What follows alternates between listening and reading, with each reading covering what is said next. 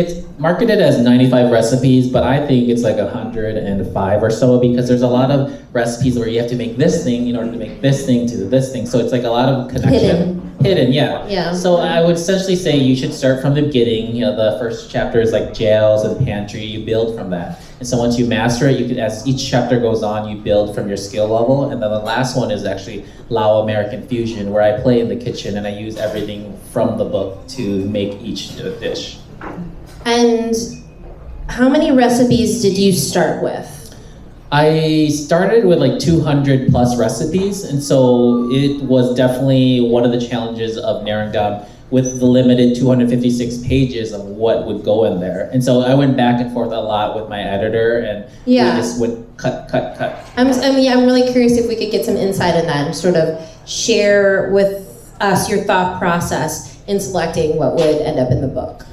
Well, essentially with like those 200 recipes, I would lay it out on page and see like all these random recipes and then decide like what chapters make sense to fit together. Because there are some recipes that just live on its own and it just doesn't fit anywhere in the recipe, maybe, and for this book at least. And so I was trying to find how I would tie each recipe within each chapter and intro, and also knowing that there's not many Lao cookbooks out there, I wanted as like the entry level, the basics of Lao cuisine before we get to anything even more complicated.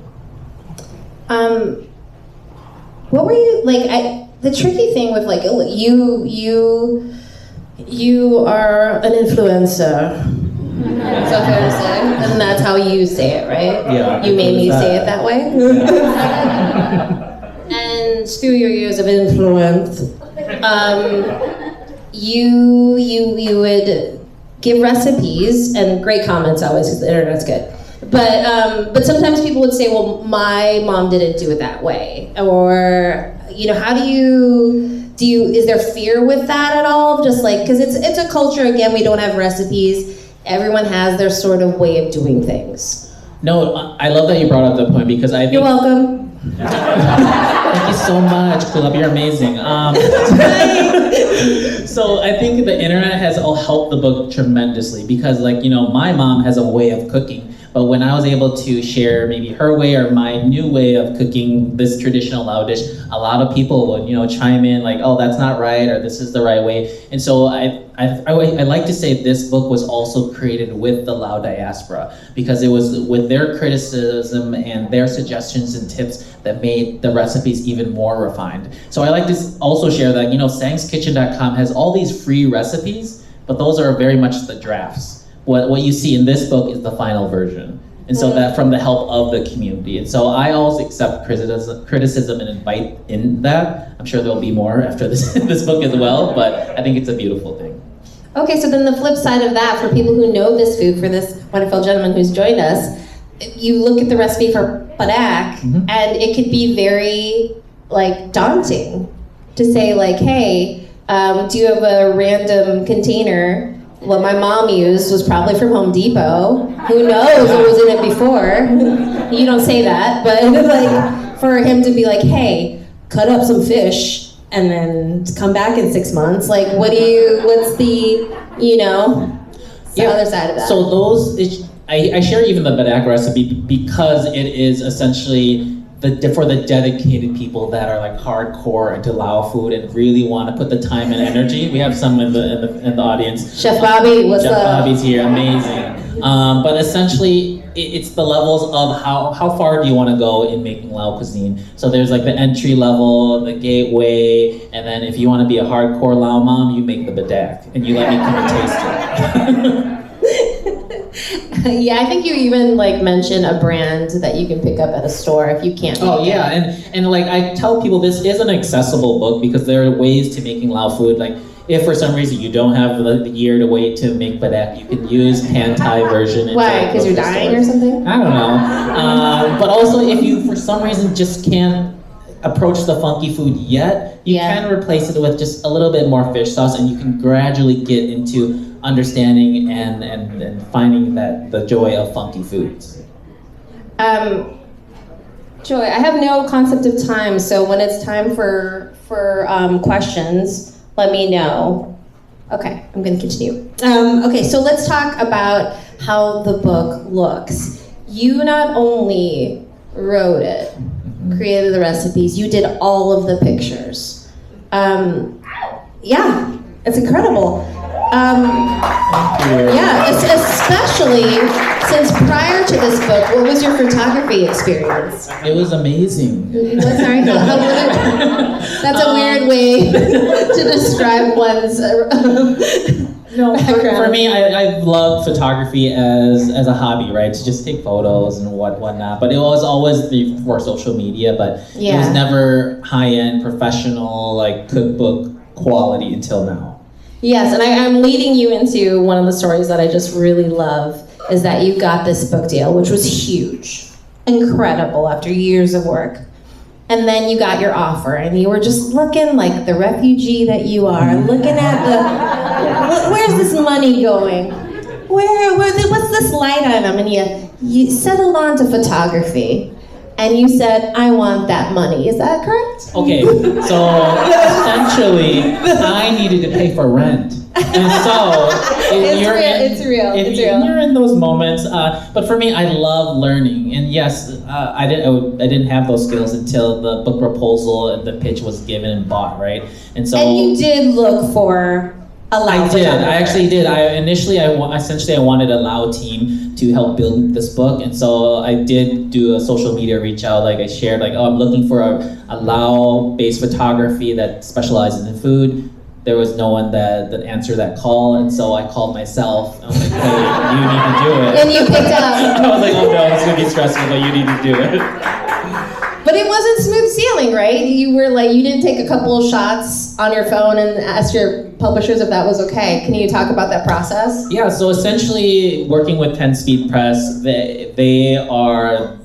I had to go through a process. And so essentially I had to build my portfolio from nothing to something. And so within the first year before I knew I had to start, I took photography classes online. And then I consulted with a professional food photographer, Kevin Miyazaki, that does incredible work as well. And after him, he was able to really refine all the work that I was doing within that past year. And I felt good going into it. So within doing the photography for the book, it wasn't just, so usually food photography for a book is given to a team, and then it maybe takes 2 weeks to a month to finish it. But for me, I was doing it all year long. I would do like 5 recipes a month, and my partner was washing dishes and helping me out, pressing the buttons, and doing all that stuff. Yeah, because normally it's not just a photographer, you've got a food stylist, yeah. assistants and such. Yeah, and so it was me, my dog, and my amazing partner that was really supporting it. Yeah, it's amazing. It's quite a feat. It's quite, yeah, shout out to Roy. His love language is service. I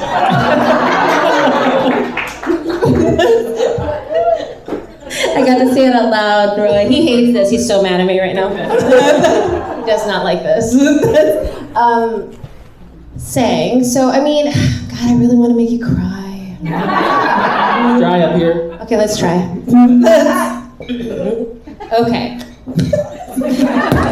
Squared up. And then we'll ask questions when I get one tear. One tear. No, let's see. No, okay, but Saeng, it's so wonderful. You share family photos, including a photo of you from the camps, your whole family. It's just a little baby wee Saeng. And then Saeng got a little bigger and he grew up in Wisconsin. So I just think for you, Saeng, however old you are, of course you're young, but looking back, I mean, what would you say to that funky kid? Oh, here it comes. No. What would I say to that funky kid? I mean, I think looking back, I'm like, you've always been who you are. Like, you've never had to change yourself, although there were a lot of pressures, growing up in Wisconsin and wanting to fit in. But I think I was always that kid that was a little bit different and wanted to explore the world a bit too much at times. And I think back now, like my parents, right, they came all the way from Laos to Wisconsin. And when I left them from Wisconsin to Hawaii, that kind of helped me understand of their realities just a bit of deciding to leave home and trying to find home at the same time. And so I think the kid, I would tell him like, I'm gonna write you a cookbook and that's gonna be your story and your hug at the same time. And I hope that every time any of you open the book, it's a little piece of hug that from Laos and from this kid. Oh, sweetheart. You're so cute. Are you gonna cry? No, I'm good. Are you ready for some questions? Hot seat. Let's go. Feel free. I'm going to come to you. Raise your hand if you'd like to ask a question.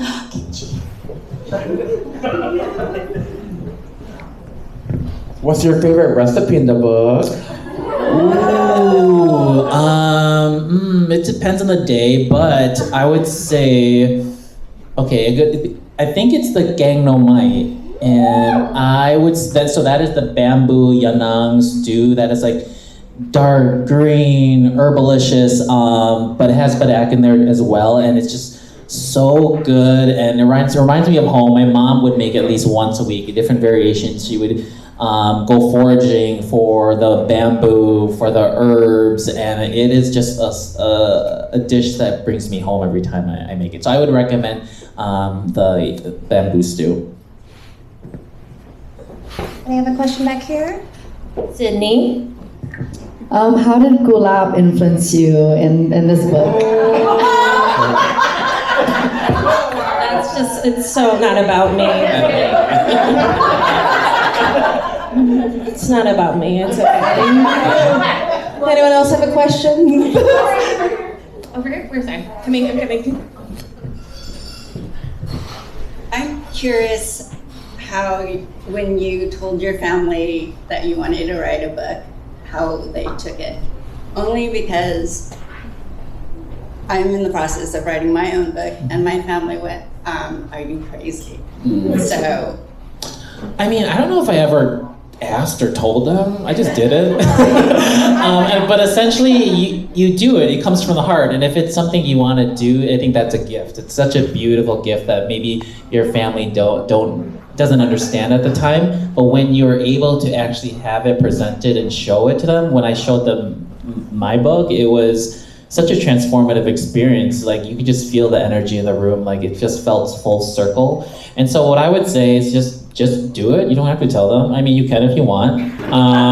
But at the same time, for me, I was always asking mom, and I don't know if she knew it was going to be that deep, but it was deep, guys. There's a lot. It's a very intimate book. It's not just about recipes, but it is about a community and a group of people that has been longing to be seen and heard.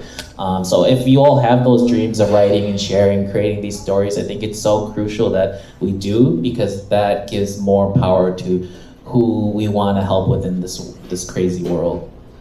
So they just out today. Yeah, just start. I'll read the proposal, just start. Hey, Saeng, Aaron here. Congratulations, this is an amazing achievement on the book. Somewhat related, I guess, kind of follow-up question. I just consider you so inspiring for like pursuing your passion and everything, and we were briefly colleagues at UCLA.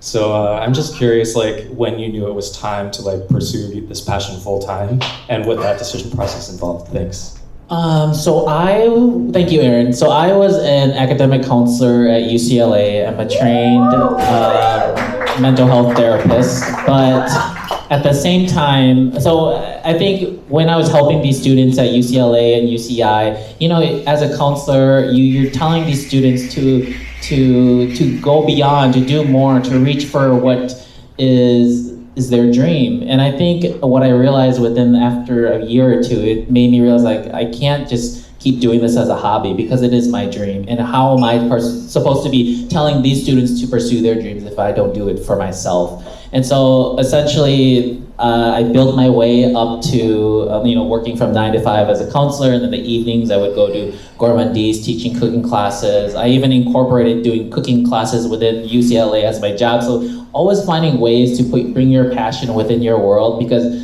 if you do it enough, it will become real, and then that's when you can look back and just not feel any regret. Hey, Saeng. We did just confirm with your sister, you got Gang No Mai once a week. Yeah, it's a lot. It's so different every time too. Y'all are spoiled. Yeah, we very. But my question is, because I know you lead a lot of like tours and groups back to Laos and everything. For this process, were there any recipes that surprised you or things you didn't know? I mean, over 200 recipes, that's insane, that's amazing. But was there anything that caught you off guard or surprised or challenged you in regards to putting it together for this? I go back to Laos at least once a year on a Lao foodie tour, and that's where I get to bring 15 people with me to explore my passion of Lao food, but also at the same time